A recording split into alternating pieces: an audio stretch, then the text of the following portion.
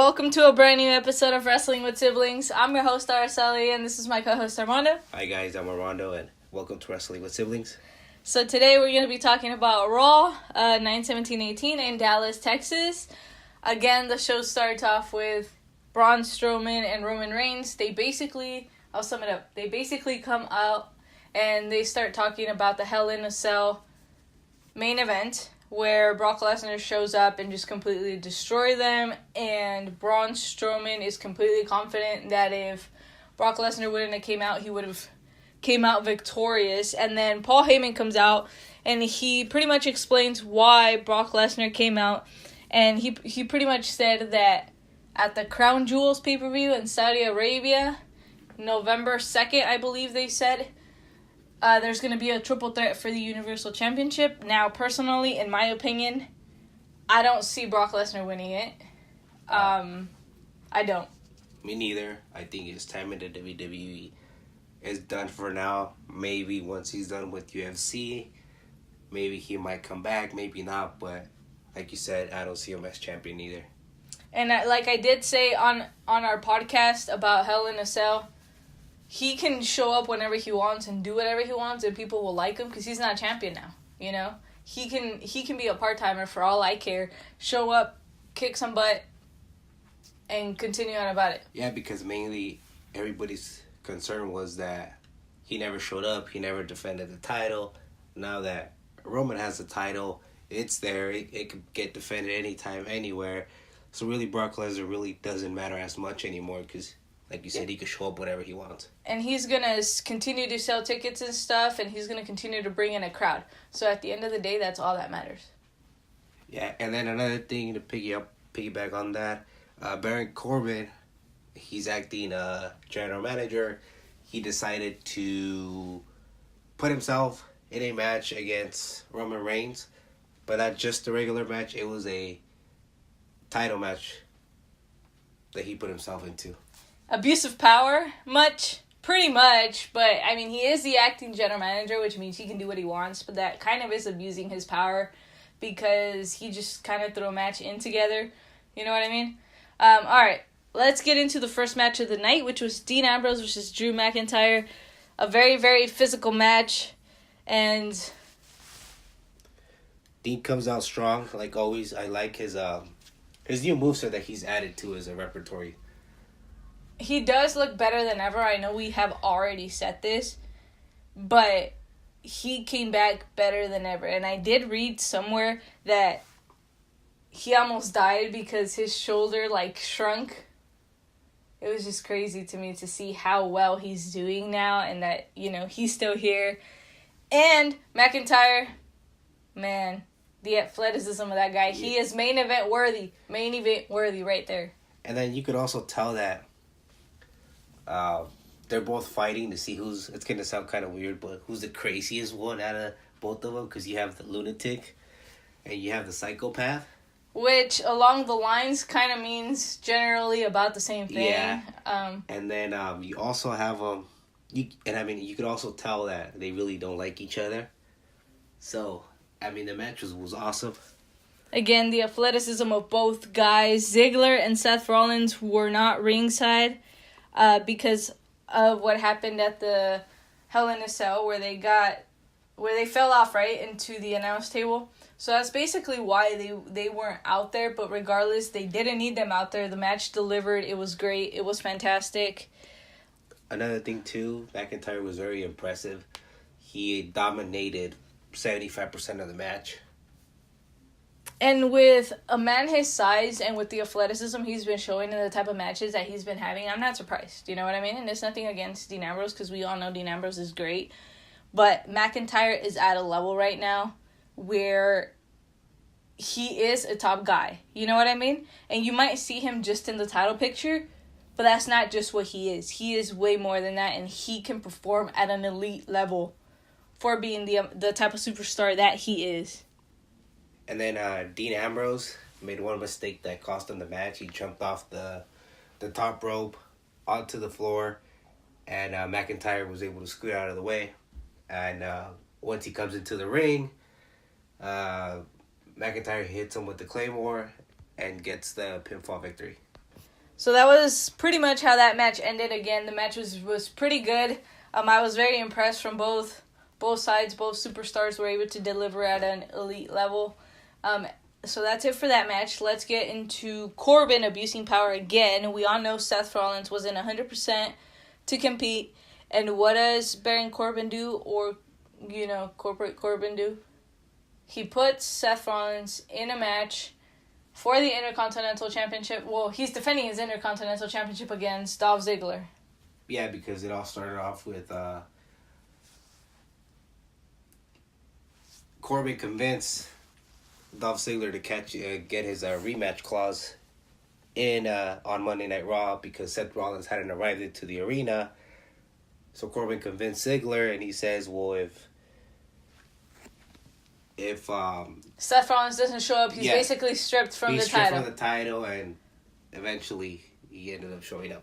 And let's be real, we all know Seth Rollins is not going to get stripped of any title because that would just be all bad for the company. Obviously, he was going to show up. It was all a build-up for a storyline.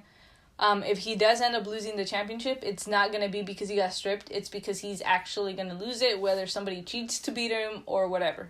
But it will not be vacated. It will definitely be a title loss where he loses it.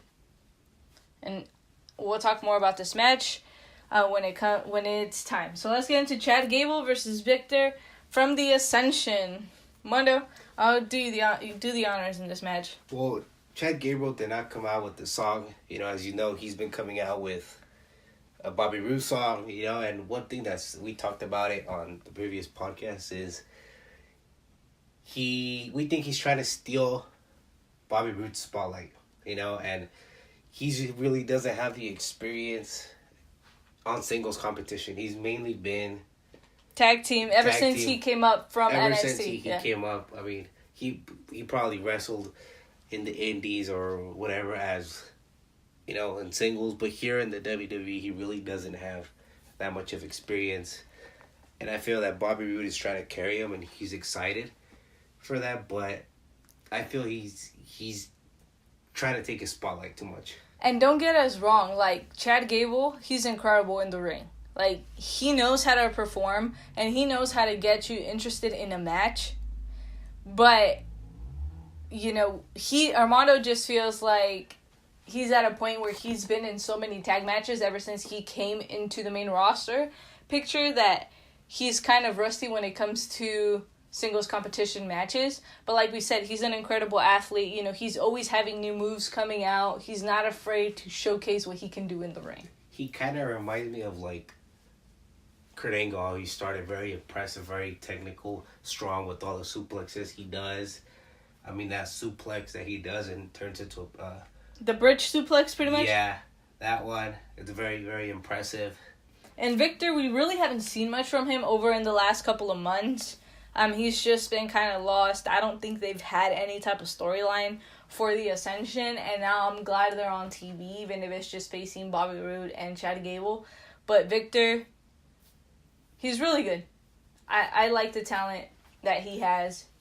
And keep in mind, Chad Gable really doesn't have no partner, so I think WWE is trying to partner him with somebody because he's not with Shelton Benjamin anymore. And we know that with Jason Jordan, that didn't work out. Yeah, because Jason Jordan got injured, and so it looks like he may not be coming back. So I feel like they're trying to find partners to partner him with. And again, I think Bobby Roode was the person to partner him with. But I do, like I said, those small little things, it's what's going to kill this tag team in the long run. Because they have to learn how to get along. They have to learn how each other works. When to tag, when not to tag, what to do and what not to do. That's how a tag team functions. That's why Cesaro and Sheamus get along super well.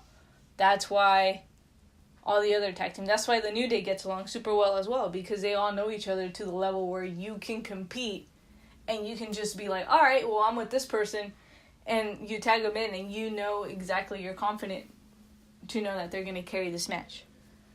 All right, so that's it for that. Let's get into Taker. So Undertaker comes out on Raw. He pretty much calls out Triple H, or he responds to Triple H. Yeah, pretty much by saying that that Triple H, his new playground, pretty much, his new ring, his corporate, that he really doesn't have anything left either, that he has nothing, that Taker has nothing else to prove. And he did say that Kane was going to be in his corner, just like Shawn Michaels is going to be in Triple H's corner. So this is going to be very interesting to see where this is going to lead to. From what we're getting, it looks like Taker may not be done just yet. He still has fuel left in the tank. Yeah, that is correct. And then, since Shawn Michaels is going to be in the corner of Triple H, and Kane in Undertaker's corner, the Brothers of Destruction versus DX, we might see it in the future, maybe in a couple pay-per-views, Survivor Series, maybe the South Arabia pay-per-view. Well, I did hear that Shawn Michaels is down to come back for a final match, so that could be very, very likely somewhere in the near future. Don't be surprised if it ends up happening. Like we said, we don't know when it might be happening, but if it does, then we're all for it. If it doesn't, then it was just a prediction. I'll tell you this, I would like to see that match. I think it's going to be one of the greatest matches of all time. But, again, we'll see what happens. It's just thrown up in the air. It may happen, may not happen. He might just show up for that pay-per-view and be in Triple H's corner. He may just interfere, cost Taker the match. Who knows? You guys would have to watch it. Let's get into the first women's match of the night. Bayley versus Dana Brooke. I do feel like they're trying to give Dana a small push by putting her up against Sasha and Bayley, the boss and hug connection. I feel like this is going to help her. This is going to take her to the level that she needs to be at. Again, we've already discussed Dana having the time. She can do amazing things. She can, and she's proven, because every week we see her, she just keeps getting better and better every single time. And what other than to put her in the match against one of the four horsewomen? You know, she's already faced Sasha. She's already faced Bayley. So they could pretty much carry her, guide her. And keep this in mind. Bayley comes out with Sasha, right? Dana came out by herself. She went into a battle, into a numbers game by herself. It just shows you that Dana is here, and it shows you that she really wants to be here, and that she's here to stay, and that she's willing to do anything to prove to the WWE universe that she is somebody, and she is going to be somebody in this business, I would like to see more of not only Dana, but Sasha and Bayley. I feel like, and nothing against the Bellas, because those of you that know me, I love the Bellas. I'm a huge fan of the Bellas. But ever since they came back, I feel like Sasha and Bayley have kind of just been pushed aside. They haven't really been used. Ever since the Bellas came back, we saw them on TV. This is the first time we see them on TV since the Bellas came back, right? Yeah. This is the first time.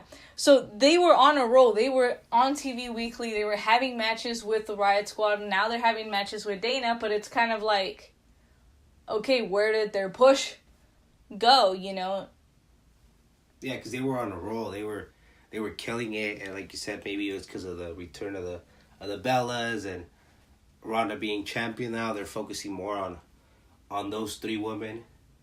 Which, again, the Bellas are one of the top women's there, and so is Ronda Rousey. So I'm not surprised, but at the same time, it's like you do have other women, And I have nothing against Ronda, nothing against the Bellas, but you have talent out there that needs to be showcased, because the Bellas are only going to be here for so long. Ronda has a couple more years left, and then that's it. So you gotta really bring out the future. And especially right now, the women should be getting more time, just because they're having that huge pay-per-view Evolution coming up. So it's not a bad idea to throw more women into the main shows. It's giving them more matches is what I'm trying to say. And even if we get a random match, you're just like, okay, you gave somebody else that wasn't on TV a chance. Like, we've seen Foxy, but we haven't seen her wrestle in 2 weeks, I want to say. I believe so. Just about. Something like that. It might not be accurate. But it's like, okay, she can fight too. And it's like, give her the opportunity. Give other women the opportunity, And I know they've already selected the woman that they want to go on and become the future. But it's like, everybody else played a role. Yeah, especially if they want to nail that pay-per-view Evolution. Their booking has to be so correct for Evolution. Like, it really does. It's such a huge pay-per-view, and it's going to be such a big deal that they have to make sure that when they book it, they involve every single woman. Because trust me, if one woman is missing on this pay-per-view, and everybody will lose it. They will go absolutely crazy. So, like I said, they have to make sure they include every single woman that is in the roster, whether NXT, the main roster, whatever, in this pay-per-view. Yeah, that is totally correct. And they have to have some legends, too, because you can't just book a pay-per-view that's all about women and not have the woman that paid the way. You know what I mean? Yep, definitely. So, now let's get into the next match, which was AOP versus Barrett Brown and Greg James. Garrett Again, James. Two locals. We finally got their names. Yeah, finally, after calling them jobbers for like the last 2 weeks. Again, it was a short match. There's not really much to say about AOP. I mean, yeah, they've been pretty impressive. But to me, they're the cheap version of the Shield, even the way they dress and the way they come out. So, you know what this means, right? By you saying that they are a cheap version of the Shield and by them dressing the way that the Shield dresses, this means we're going to get an AOP versus the Shield feud eventually because AOP is going to try to take down the Shield. Yeah, I definitely have to agree with you on that one. That's most likely what it seems. Although I've been saying it, I don't want to see Maverick with them. I would like to see somebody else. I think with somebody else they'll go a lot farther. Not that with Maverick. Yeah, not that with Maverick they won't go far, but he's going to be the stepping stone to get them to where they want to be. You know what I mean? And again, AOP dominates the match. There really is nothing to say. So they haven't had a real challenge yet. I want to see them, with the real challenge, with the actual that will take them to the limit. I know they're going to do good, but it's like, really? And the reason why we're going to know these guys are going to be super successful, if booked correctly, is because we've seen them down in NXT. We've seen them carry the tag team division in NXT. And the potential is there. The talent is there. The skills are all there. And if they get booked right, these guys could go far as a tag team. Exactly. And I'm looking forward till that day. And I can't wait to see who the real challenge is going to be. Right now, obviously, they're booking them and making them look strong, which is good for their career. I just don't know who they're going to face first. Maybe Gable and Bobby if they last. Maybe the Ascension. I don't know. Because right now, it seems like McIntyre, Ziggler, and the Shield are all focused on one another to be focused on AOP right now. You know what I mean? Yeah. So we'll move on to Rollins versus Dolph Ziggler. Again, they face each other. I don't get tired of watching this match because it never disappoints. They always deliver. And this was for the Intercontinental Championship because Dolph Ziggler invoked his rematch clause. Yes, correct? Thinking that Seth Rollins wasn't going to show up or wasn't going to be able to compete. He basically thought he was going to get stripped. But like I said earlier, there is no way in hell that Seth Rollins is ever going to get stripped. It's interesting to see because, like I said, in the Hell in a Cell pay-per-view is when I said it, that there's 3 members of the Shield and 2 of them hold championships. Dean is the only one that doesn't have a title to hold, to represent, basically. Yeah, Dean's eventually going to get one. It might be the tag titles, but we'll see. We'll see where that goes. Again, this match, like Armando said, it never disappoints. It's always a 10. Seth Rollins is pretty much at his prime right now. He is at the top of his game. I'd like to see him in the WWE title picture or in the Universal title picture again somewhere in the near future. I feel like it's now or never for Seth Rollins. A little bit of this match, Dolph Ziggler was targeting the back, neck, and shoulder area of Rollins just because when they fell off the cage, he landed on that part. There was a lot of near falls. Seth Rollins was closed with the Falcon Arrow. He does the suplex, the suplex from the top rope. Yeah. Lands it, does the Falcon Arrow. He was very close on that one. It always worries me every single time Seth does something in the turnbuckle or near, like, the corner of the ring, I always just get traumatized to a few years back when he just hurt his knee and tore the ACL. Every single time, man, he's, like, standing there, and I'm just like, nope, don't do it. That's how you hurt yourself. But here's the thing, though. When you have injuries like the ones that Rollins had, the more you think about it and the more you try to take care of it, that's when the actual injuries happen. So you kind of just have to go with the flow. Yeah, but at this point, it would suck for him to hurt it again. So he does have to be super careful, you know. I know that when he first came back for WrestleMania, he was super careful with it. All right. Let's get into Ronda Rousey versus a secret competitor for the WWE Raw Women's Championship. Again, she was going to have an open challenge. We heard her talk to the Bellas and to Natty about it. And Natty seemed kind of suspicious the whole time. And her music plays. And here comes Natty getting dragged out by the Riot Squad. And Ruby then goes on and says, I will be the one that's answering your challenge. Again, an opportunity that Ruby Riott deserves for sure. But I think that with Ronda as champion, she's not going to get to the championship as of right now.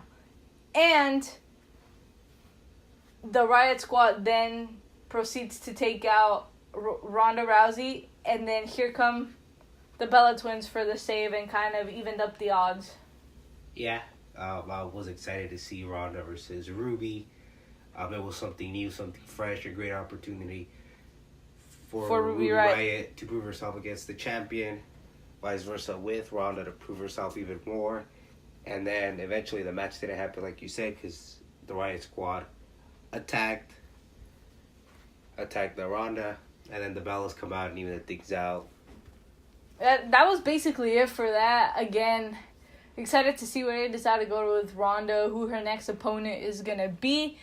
We did see that Natty decided she wanted to face her. Of course she didn't because, again, she got dragged out by the Riot Squad and taken out. But it will be extremely interesting to see who her new opponent is going to be. Since Natty responded to the open challenge, maybe she'll feud with Natty. Who knows? At this point, her biggest enemies are the Riot Squad. And she has to take care of them before she can focus on anybody else. That is correct, too. Moving on to Mickie James versus... Actually, yeah, let's just get it. We'll just do the Mickie James and Alicia Fox versus Ember Moon and Nia Jax, and then we'll get into Elias. Sorry, we skipped a portion, but it's okay.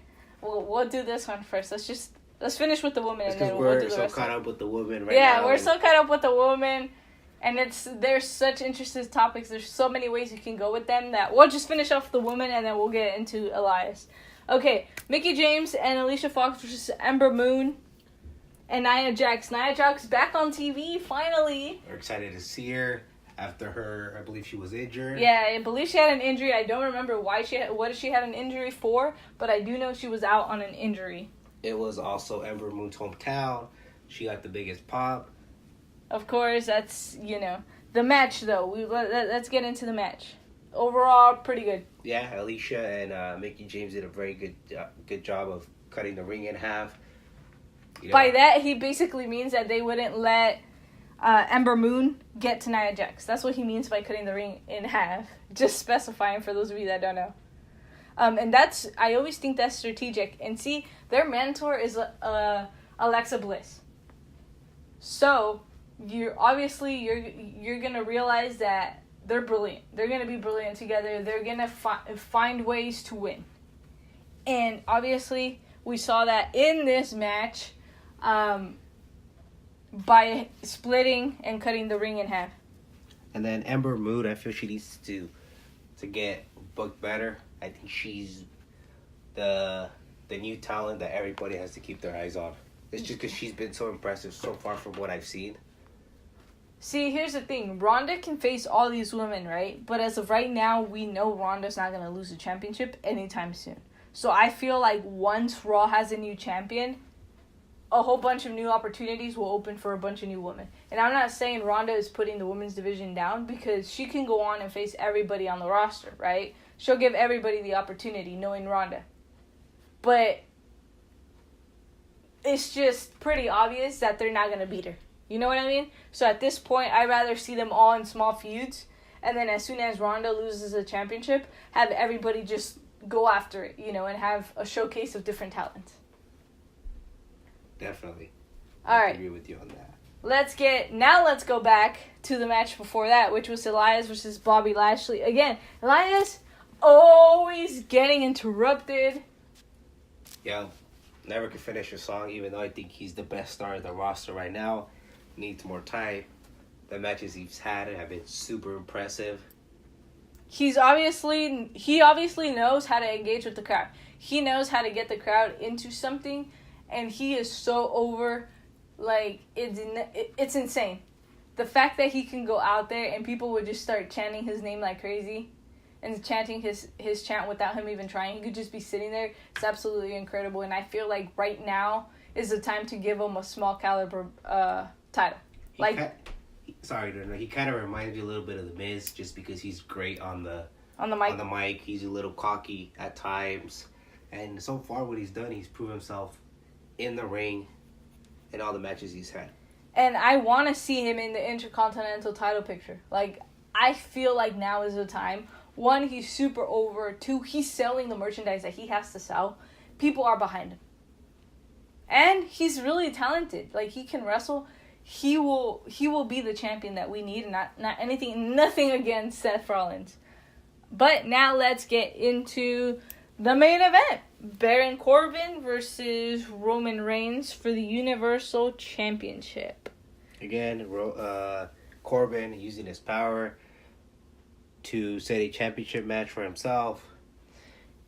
Corbin starts off quick, and is trying to take advantage of the brutal match that Roman had the night before. Yeah, and obviously in this match, pretty much Corbin carried the entire match, which didn't surprise me. I mean, at the end of the day, Roman Reigns ends up winning. And like I said, I do see him going for a while being the champ. But it cost him to get the win because he felt the effects of the match of Hell in a Cell. The night before and the match that he was in, obviously none of these superstars were ready to compete. But again, as a reigning champion, he has to defend the championship when needed. And I feel like so far he's done a really good job keeping the name of the Universal Championship relevant. Another thing, too, Roman didn't show much in the match. And that had to do, like I said before, because he was involved in that brutal Hell in a Cell match with... Yeah, he was completely knocked out. He was completely beat. And, hey, props to Roman Reigns for showing up, for defending the championship, for being there, even though he was not 100%.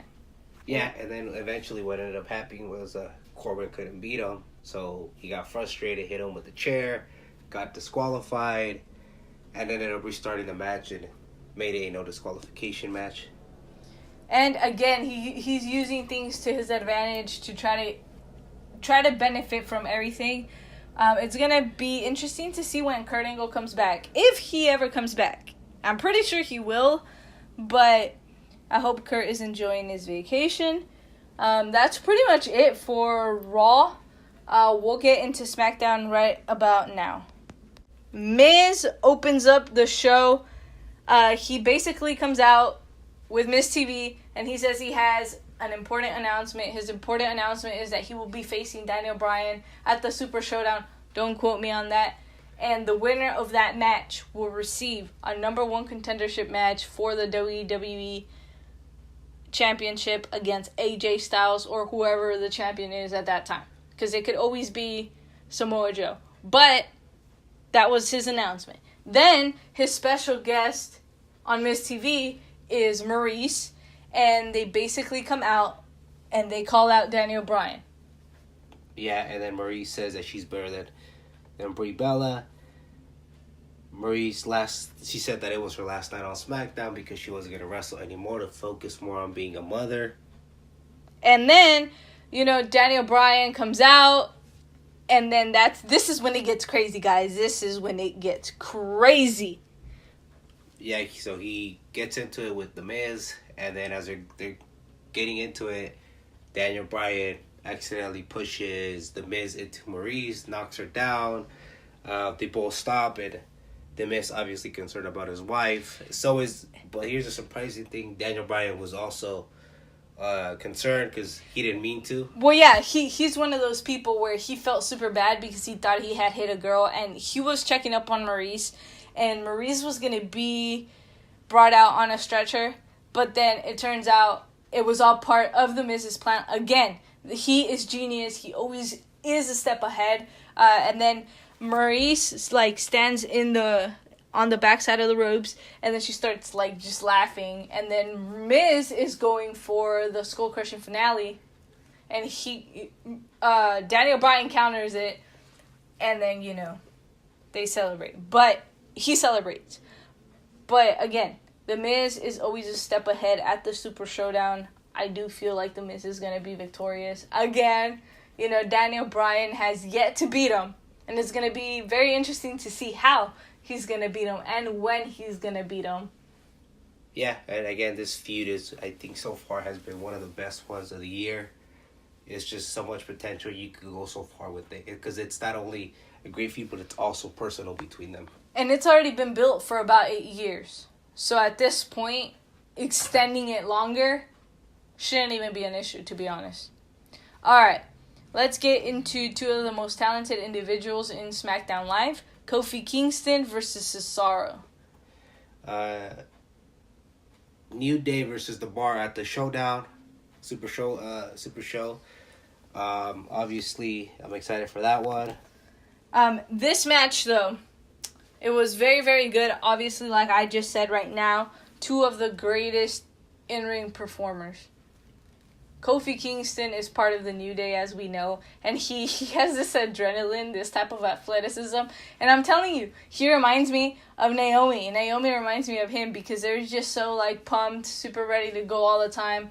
Always something new, and it's always interesting to see a Kofi Kingston match because, like I said, he always brings something new to the table, and he isn't afraid to showcase what he can do. Same thing with Cesaro. Cesaro was super athletic. Not only athletic, but his strength is unbelievable. And the thing is that he always delivered. I mean, I really liked him when he was in a singles competition. I thought he deserved a title shot, which he didn't get. We know he got the tag titles with Natty's husband. TJ. TJ. Yeah, and then unfortunately he got hurt, and they paired him up with Sheamus. But he's been doing a fantastic job as a tag team. But I do feel like singles competition is where it is for him, just because he doesn't have to share the spotlight. He goes out, he performs, and he performs at a very high level, at a very elite level, and I do feel he deserves the championship. That being said, I want to see more of Cesaro.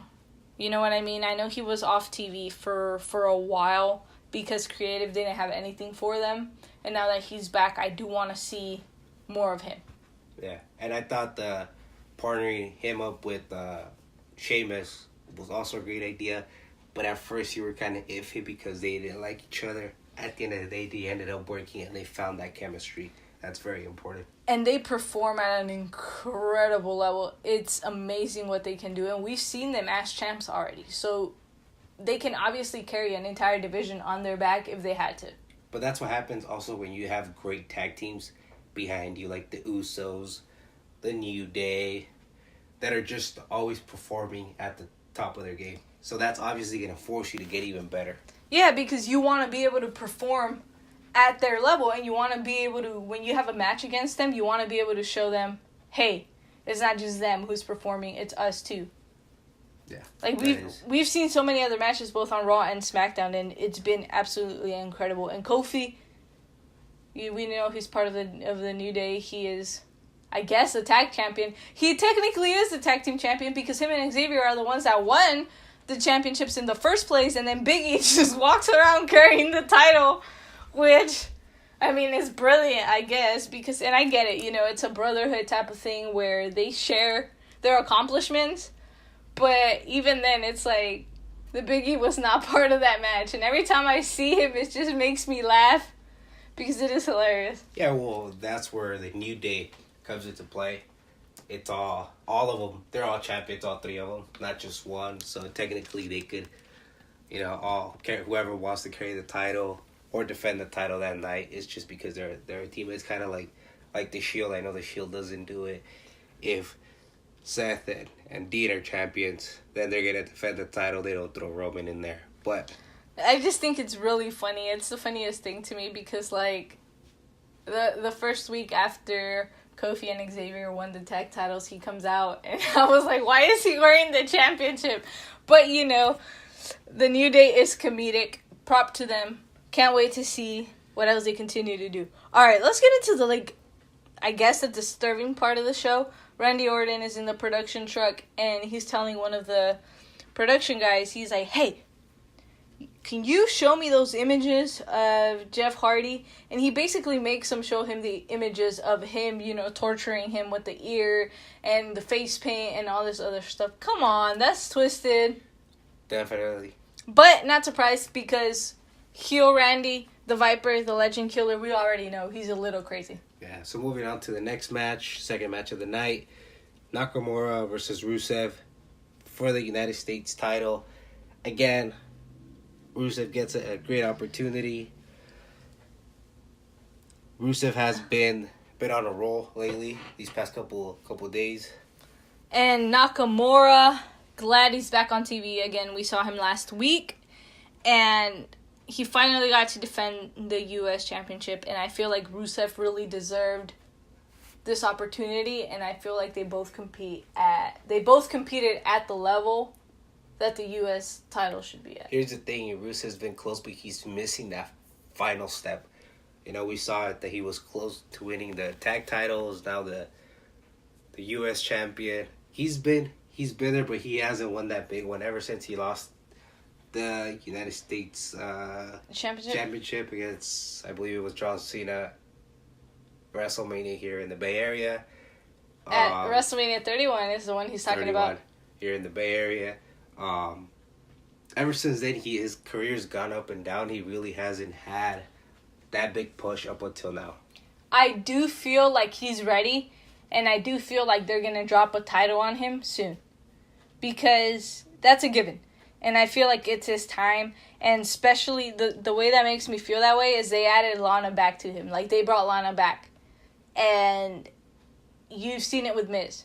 They brought Maurice, and his career just went from bottom to the top real quick. And I feel like that's what's going to happen with Lana and Rusev.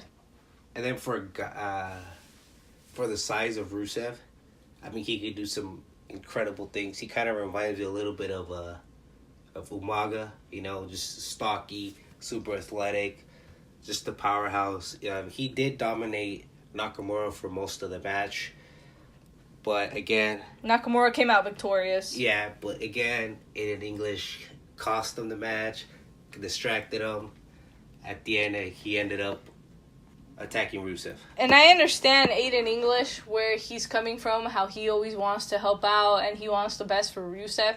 But at this point, he's cost him so much that you can expect Rusev to be pretty upset. So you can expect the feud coming up within the next couple of weeks.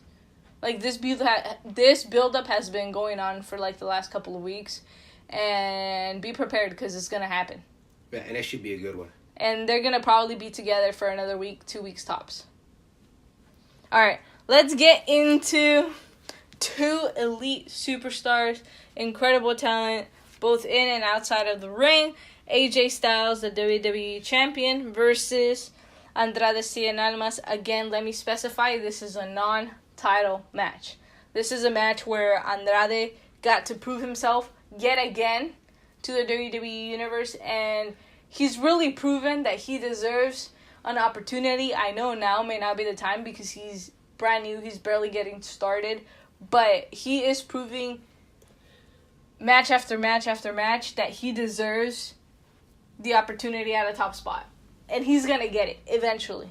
Yeah, definitely. I mean, just Andrade in this match, he attacks AJ before the match starts, trying to get a little advantage, which would make sense.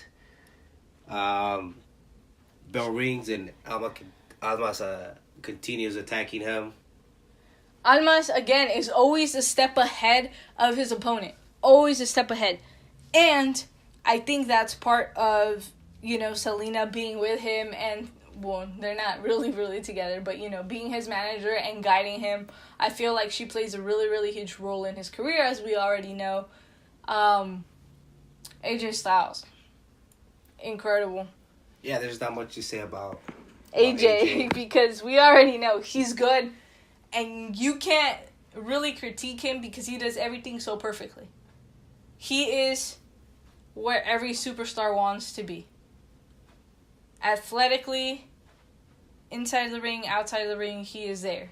And, Almas, I believe, is also at his level, although he does need some work, and eventually he's going to get there. I mean, these matches, like the one he had against AJ, are perfect for him to make a name for himself, which he's slowly doing. And again, another thing, he's learning from his mistakes. We saw him take it to AJ to another level, that he really pushed him even more to the limit. Where AJ had to get more creative, bring some new moves in order to defeat him. In order to beat him, yeah. And that's one of the hard things with Almas, because him and Selena do their homework. They know their opponents really, really well. Look at his match with Daniel Bryan. I said that match was super even. Yeah, definitely, yeah. And look at the results. The match delivered. His match with AJ Styles delivered as well. He does his homework. It's kind of like he studies his opponents before he even gets into a match with them. And that just makes the match 100 times better, because it makes it seem like he knows them. And where he's wrestled them for so many years. You know what I mean? It just gives it that flow of oh, well, you guys know each other super well, even though they may not. You know what I mean? And that's where the creativity comes into play, not only from Andrade, but from AJ and other superstars when you study your opponent. Exactly. All right, let's get into the women's matches. You all know this is what we do, man. So let's get into Asuka versus Billie Kay. Asuka back on TV. Now, this is her first match back, right? Because last week she was just on to defend Naomi. Yeah. And now this is her actual first match back. Billie Kay, again, proving herself. They put her up against somebody like Asuka. We've seen both of these superstars. We've seen their matches down in NXT. We know what they're capable of. Yeah, I mean, I haven't seen much of them yet, to be honest. They're still yet to impress me. I know they have great mic skills. They're just trash talking to everybody in the roster. Asuka obviously comes out victorious. She makes it look super easy. Again, I feel like Asuka's going to start getting that big push again, because as we do know, after WrestleMania, after this year's WrestleMania in New Orleans, she hasn't really done much. She's just kind of been floating around. Not even floating around. She has been off TV. And I feel like now that they're bringing her back, they're going to start slowly pushing her again. Yeah, she's just got to work her way up to the title picture again. And Billie Kay, again, I feel like they have to showcase more of them on TV, give them more matches. We already know, like Armando said, they're excellent on the microphone. We know they can talk. We know they can also wrestle because they're good. But we want to see them bring out a different moveset than what they already have. Do something different, catch her eye. Grab somebody's attention. They're fantastic, though. What they're doing is great. And I want to see them go up against top stars. Definitely. Becky Lynch, the championship coronation. Yeah, so Paige introduces Becky as the new SmackDown champion. You can tell, obviously, Becky likes being the champion because she wants all the spotlight on her. No doubt. And so Charlotte comes out, and she comes out to congratulate her, and then Becky basically tells her, oh, well, if you want to congratulate me, put the title around my waist. That's a little extreme. And then not only that, and then Charlotte's like, nope, I won't do it.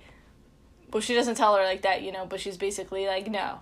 And then Charlotte admits that Becky was a lot better in her match at Hell in a Cell. Also, Charlotte states that Becky paid a high price because she lost her best friend. And, Becky proceeds to tell her that she's a bitch. I won't say it live on air. And she just kind of destroys her again. It's this brutality that Becky has been having the last couple of weeks, where she's proving to Charlotte that, one, she's not scared of her, two, she's better than her, and that she's willing to go as far as it takes for her to be the champion. Yeah, and one thing that I've learned from this business and that I've seen is that sometimes you have to be selfish, and friendships don't really have to come into play to be successful. You gotta basically do what you gotta do to be successful. And she did what she had to do to be successful. She's a champion, and she's gonna be a good champion. And obviously, like, Becky, she's always been good. She's always been super good, but I feel like she's always been the underdog. Like, everybody has always not stepped over her, but they've always looked at her like, all right, you know, she was the first SmackDown Women's Champion, that's it. And everybody just kind of moved forward with their life and just kind of forgot that Becky was there. And Becky literally had to beat almost every woman in the roster to get to where she's at today. So I understand why she's furious. I understand why she turned. This is a different Becky. This is, I think, the Becky that we all been wanting to see. And she's just been at another level of aggression. And I think she's going to have a long title range if she keeps up this attitude, this aggression towards all the women. And it's because she finally got the spotlight. Another thing to add to that really, really quickly before we wrap it up is, I think, and I want to be able to say this, other than Alexa Bliss, I think Becky might be one of the best female heels that we have right now. Because Alexa, she's good. We've already gotten into Alexa plenty of times. But right now in SmackDown, she's the heel. She is like the badass woman that's down in SmackDown. And it's going to be hard to take her down. Now that she won the championship and now that she's at the top of the throne and at the top of the division, it's going to be hard for somebody to dethrone her. And she's going to have a long title reign, like I've said. Other than Charlotte, and I'll probably throw Asuka there, I don't see anybody else taking her down. Not as of right now. I have to agree with you. Asuka is definitely going to be one of those people that faces her somewhere in the long run. But like you said, yeah, she's not going to be in the title picture anytime soon, so it would make sense for Becky to be champion for a very, very long time.